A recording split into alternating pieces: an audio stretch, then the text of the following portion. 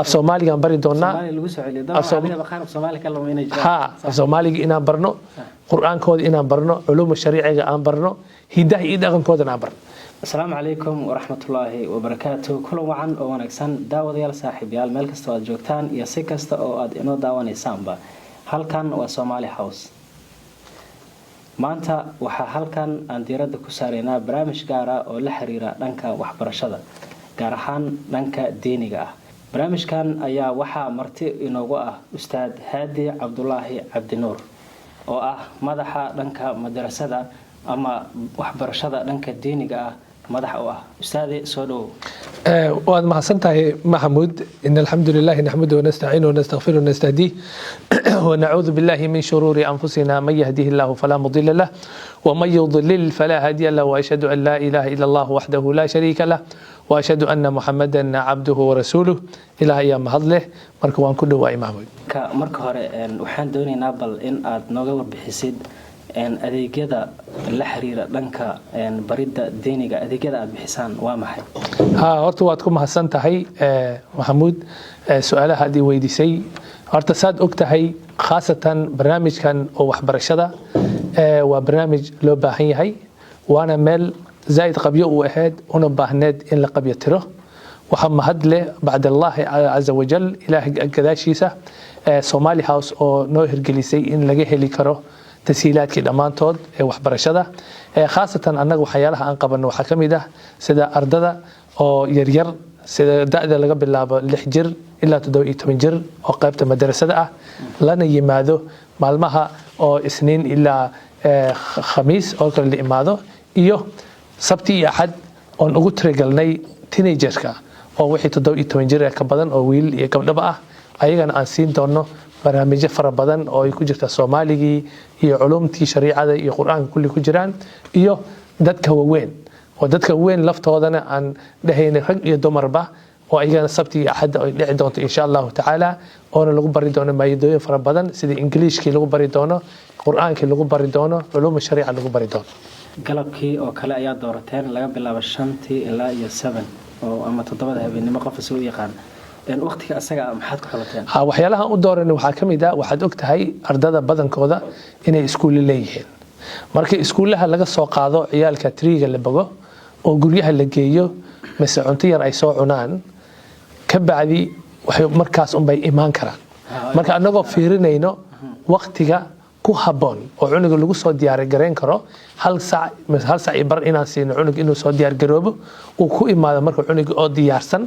noogu yimaado saas ayaan ugu tirigalnay oo waqtigaas u qaadan waxyaalaha aan barno waxa kamid ah quraankii iyo ducooyinka culuumta shariica oo ku jirta xadiidkii fiqhi iyo siirada waxa kale oo barnaa af Soomaaliga waa barnaa waxaan kale oo barnaa hingaada farbarkina waa barnaa oo qaab casriyeysan loo bari doono waxyaalaha kale oo kaga duwanahay dugsiyaasha kale waxay kamid ah inaan report card aan siin doono ciyaalka 3 biloodba oo waalidka hadhow dambe uu arki doono marka waxyaalaha maalintu noo keenay iyo 3 bilood ka bacdi waxyaalaha difference ah oo wixii isbedel ah oo ku dhacay inuu arki karo oo loogu diri karo marka emailkooda waxyaalahaas aan sameeynaa aad waa in report card la sameeyo cunugii wax baranayay oo dabcan waxay ka dhigaysaa report card badan waa cunugii waxyaabaha uu baranayay in imtixaan laga qaado kadibna natiijadiisa halkaas lagu cadeeyo si loo arko cunuga progress-ka ama horumarka uu sameeyo waxaan u gudbaynaa qaybta labaad oo ayadana aad baraysaan gaar ahaan maalmo gaar ah sheegtay caruurta yarka ahaa 10 jir ilaa 17 waa maalmaha aad hore u soo sheegtay sabti xadana dad kale oo ayagana aad iyo aad bulshada dhexdeeda in la waxbaro u muhiimsan ayaa jira oo aad waxbaraysaan dadkaas u soo galay qalabkaas waad mahadsan tahay horta barnaamijkaas waxa weeye qaybta teenagers waxa waaye qaabka from 17 years iyo wixii ka sareeyo oo rag iyo dumar ah waana dhalinyarta aan rabno muhiimka koobaad inaan siino waxaana weeye waa meesha number 1 ay ciyaalka ka halaabaan xilliga gaabka oo iskuulka markay high schoolka bogaan oo ina shaqo qaarkood galin mise shaqooyin ay galeen waa xilligaas waa xilliga laga faa'iideysto marka doorkii galaan oo iska gaaloobaan mise waxyaalo badan loogu sheekeeyo mise meelo xun ay ku dhacaan marka waa xilligaas aan rabno aan taageedkeena koowaad aan saari doono waxyaalaha aan bari doono waxaa kamid ah inaan af Soomaaliga horta barno af Soomaaliga aan bari doonaa Soomaali lagu soo celiyo dabcan baqaar Soomaali kala ma inay jiraan af Soomaaliga inaan barno quraankood inaan barno culuum shariiciga aan barno hidaha iyo dhaqankooda aan barno because meeshan Somali House waxaan ka heli karnaa hidihi iyo dhaqankeeni waxyaalo badan oo ay ka saynin oo weligood arkin ayaa jiraan marka hidihi iyo dhaqankooda aan bari doonaa manaha waxyaalaha ay u baahan yihiin ay nagala hadli doonaan waxa kale oo jiraan annaga waxaan noqon doonaa qof u dhaxeeyo waalidiinta iyo ayaga maxaa yeelay waxaan kale ognahay luqadaha ay qaarkood ku hadlaan inay English kali tahay oo waalidkoodiiba fahmeen marka annaga waxaan noqon doonaa meel ay ku soo ordaan oo waxyaalaha u baahan yihiin ay nagala sheekaystaan aan wacyi iyo waanig aan ka siino insha Allah ustaad aad iyo aad u mahadsan tahay waxaan u gudbaynaa marka teenagerska waa nooga warbixisay waxaan u gudbaynaa adultiga ama dadka waaweyn oo ayagana dabcan u baahan in fursad la siiyo laakiin su'aasha aan rabo inaan ku celiyo waxay tahay teenagerska waqtiga aad u cayimteen maalmaha maadaama caruurta yar aad noo sheegtay teenagerska waqtiga ay idin imaanayaan ama caruurta da'da dhexe oo wiilal gabadha isugu jiro xilliga aad wax baraysaan marka insha Allah taala macnaha sida ognahay waxay weeye from Monday to Friday badana waxa laga yaabaa mis waxbarasho inay ku jiraan mis shaqooyinba ay sameeyaan marka waxaan dooranay waqtiga sabtiga iyo axada oo weekendiga ayaan u dooranay inay noo imaadaan waana u waqtiyan doonaa insha Allah taala markay waqtigeeda gaarto waan u waqtiyan doonaa laakiin hadda waxaan u cayinay sabtiga iyo axada ayaan wax bari doonaa insha Allah waa gartay halkaas su'aal ayaa ka soo baxayso dabcan waalidiinta isweydiin karaan taasi oo ah waxa la wax barayaa wiilal iyo gabdho waana dad qaangaar ah marka ma fasal kala duwan bay leeyihiin mise hal fasal badan wax baraysan marka waxyaalaha waxay noo joogan meeshan waxaan haysanaa macallimiin badan oo rag iyo dumar ah marka rag ayaa u dhigi doona dumarkana dumar ayaa u dhigi doona insha Allah taala okay aad iyo aad u mahadsan tahay waxaan u gudbaynaa dhanka dadka waaweyn oo ay kamid yihiin waalidiinta gaar ahaan hooyooyinka iyo aabayaasha oo ayaga laftooda bulshadeena gacanta ku haya haddana waxbarasho u baahan waalidiinta maxaa ugu talagashay waalidiinta marka koobaad waxaan u talagalnay sidaad og tahay waxaa laga yaabaa waalid inuu teef iska aado qaybta waxbarashada waaweyn oo 5 sano 6 sano iska dhex fadhiyo dabcan teef waa English baa lagu fasiraa markaan aan aruurinay xogaho on waxyaalo fara badan wacyigelin badan iyo aruurin badan akhbaarad fara badan aan ka helnay waalidiinta waxa weeye waxayna leeyihiin maba fahanaba meesha waa iska tagnaa warqado baan la siiyaa warqadahaas waxa ku qoran ma ogin marka waxa laga yaabaa 5 sano inuu asagoo joogo uusan hal Englishna ku hadli karin waxna qori karin soo iska dhex joogo waxyaalaha oo maxaa ku qasbay markaan niraahno waxay leeyihiin maadaama Centrelink ay nagu xirtay oo haddaan ka baxnana lacagta nagala jaranayo waa qasab inaan tagno marka meesha marka sida awgeed ay waxaan rabnaa inaan u sameeyno inaan kabno oo noo yimaadaan sabtiga iyo axada qaybta dadka weyn Englishkii aan ka dhisno haday rabaan Soomaaligan waxaad og tahay Soomaalideena afka waa ku hadalnaa laakiin qoraalka ma qori karno wax dhageysta kaliya inaan qoraalkiina af Soomaaliga ay qoraan Englishkiina aan barno quraankii aan barno culuum shariici aan barno waalidiinta oo dadka weyn ah ayagana fursadaas aan siino xilligana waxa weeye sabtiga iyo axada marka laakiin waa u waqtiyan doonaa xilliga imaan doonaan waxa laga yaabaa inay dadka isweydiinayaan adeegyo kale oo muhiim ah oo maaragtay aad waliba u haysaan ka culimo ahaan iyo maadaama aad tihiin dadkii u xilsaarnaa qaybta madrasada iyo diiniga hawlo kale oo dheeri ah oo bulshadana u muhiim ah inaad u haysaan maxaad ka xusi kartaa waxyaalaha aan ka xusi karo waxa weeye markaan fiirinay waxaad ogaataa horta quraanka waa daawo kale oo la raadiyo waxa weeye number 1 waa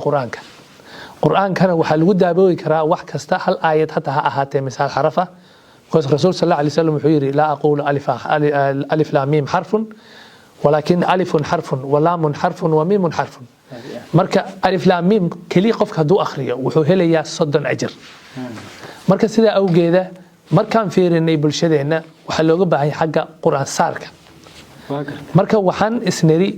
قرآن سار أيان سمين دونا ميشان قرآن هابالكي أو سومالي هاوس أو أسبوعيا مركا دادك way soo qori doonaan marka ay soo buugareen doonaan marka ay sugan waxba lagu xujeynayeen ay soo qori doonaan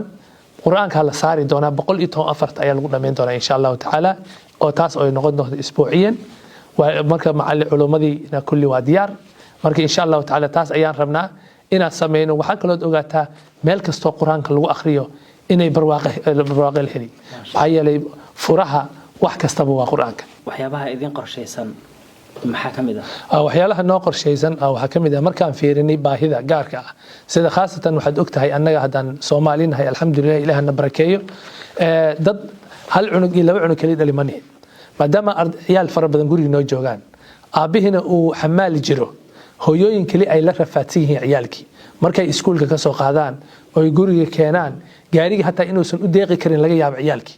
oo ku rafaadsan yihiin markaan aragnay marka baahidaas ayaan waxaan isniri marka waa inaan sameeynaa adeeg oo basas ah oo marka waalidiinta noocaasi loogu adeego marka ay marka ka khafiifto dhibkaasi oo cunuga la soo qaado guriyaha laga soo qaado oo la keeno meesha centerka la keeno markay dhamaatana la celiyo waxay barnaamijyada kale aan rabnaa inaan ku soo darno waxa kamid ah tutoring iyo homework club oo ay tahay da'dooda from 6